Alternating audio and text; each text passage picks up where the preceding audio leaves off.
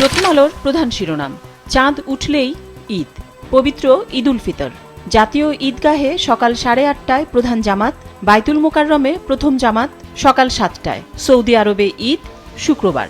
ঈদকে কেন্দ্র করে রেলপথ, সড়ক মহাসড়কে বেড়েছে যাত্রীর চাপ, ঘটছে দুর্ঘটনাও। এ নিয়ে শিরোনাম, গাজীপুরে 20 কিলোমিটার দীর্ঘ যানজট, চাপ অন্য মহাসড়কেও। পাশাপাশি আরেকটি শিরোনাম, লাইন মেরামতের সময় এলো ট্রেন, 9টি কোচ লাইনচ্যুত। বগুড়ার বাগবাড়ি। ঈদযাত্রার মধ্যে এই দুর্ঘটনা উত্তরবঙ্গে ট্রেন চলাচলে বিপর্যয় সৃষ্টি করেছে। ঢাকার সঙ্গে 5 জেলার রেল যোগাযোগ বন্ধ। দেশের রাজনৈতিক পরিস্থিতি নিয়ে খবরের শিরোনাম, সংসদ কাজে মন্ত্রীদের দায়িত্ব বন্টন, বিকল্প ঠিক করে প্রজ্ঞাপন। মধ্যপ্রাচ্য যুদ্ধ পরিস্থিতি নিয়ে খবরের শিরোনাম, ইরানকে নেতৃত্বশূন্য করার চেষ্টা, যুক্তরাষ্ট্র ইসরায়েলের হামলা, ইরানের গোয়েন্দামন্ত্রী ইসমাইল খতিব নিহত। তাকে নিয়ে পরপর 2 রাতে দেশটির শীর্ষ নিরাপত্তা কর্মকর্তা সহ নেতৃস্থানীয় 3 কর্মকর্তাকে হত্যা। সমকালের প্রধান শিরোনাম, এখন চাঁদ দেখার অপেক্ষা। খবরে বলা হয়েছে, 1 মাস সিয়াম সাধনার পর মুসলমানদের প্রধান ধর্মীয় এই উৎসব অন্তহীন আনন্দের বার্তা বয়ে আনে। চাঁদ দেখা সাপেক্ষে নির্ধারিত হবে ঈদের দিন। আজ বৃহস্পতিবার, শাওয়াল মাসের চাঁদ দেখা গেলে আগামীকাল শুক্রবার ঈদ উদযাপিত হবে, আর চাঁদ দেখা না গেলে পরদিন শনিবার হবে ঈদ। ঈদ কেন্দ্রিক সড়ক মহাসড়কের খবর, 2 মহাসড়কে ভোগান্তি বেশি। গাজীপুরের চন্দ্রা জয়দেবপুরে 20 কিলোমিটার যানজট, শেষ সময়ে যথেচ্ছ বাস ভাড়া। মন্ত্রীর দাবি, ভাড়া বরং কম।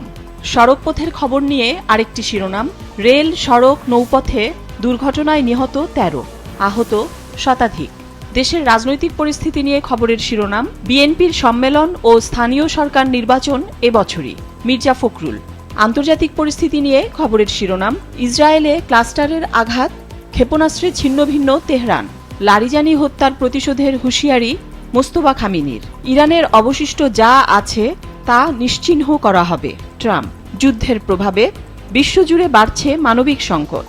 যুদ্ধ পরিস্থিতির পরিণতি নিয়ে আরেকটি শিরোনাম, হরমুজ প্রণালী এড়িয়ে চলার চেষ্টা রপ্তানিকারকদের।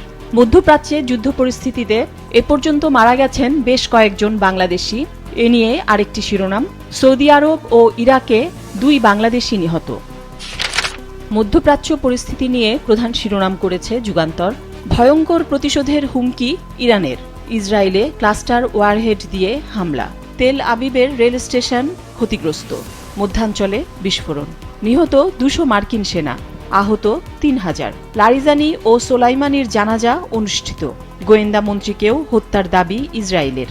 পাশাপাশি ঈদের খবর নিয়ে শিরোনাম, ঢাকায় চাঁদ দেখা গেলে সৌদি আরবে ঈদ শুক্রবার। ঢাকায় চাঁদ দেখা কমিটির বৈঠক আজ। সড়ক মহাসড়কের খবর, সান্তাহারে ট্রেন লাইনচ্যুত, আহত অর্ধশত। ঈদে ফাঁকা হয়ে যাওয়া রাজধানীর নিরাপত্তা পরিস্থিতি নিয়ে খবরের শিরোনাম, চুরি ছিনতাই ঠেকানোই বড় চ্যালেঞ্জ।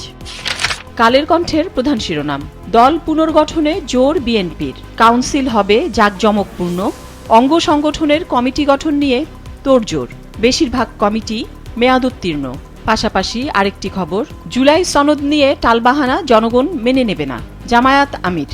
একই বিষয়ের আরেকটি শিরোনাম, জুলাই সনদ ইস্যুতে রাজপথে নামার চিন্তা জামায়াতের। পাশাপাশি ঈদ শেষে আন্দোলনে নামার ইঙ্গিত এনসিপি নেতাদের। দৈনিক কালবেলার প্রধান শিরোনাম, প্রশাসক নিয়োগে স্থানীয় ভোট পেছানোর শঙ্কা। প্রশাসক নিয়োগে আপত্তি জামায়াত এনসিপির।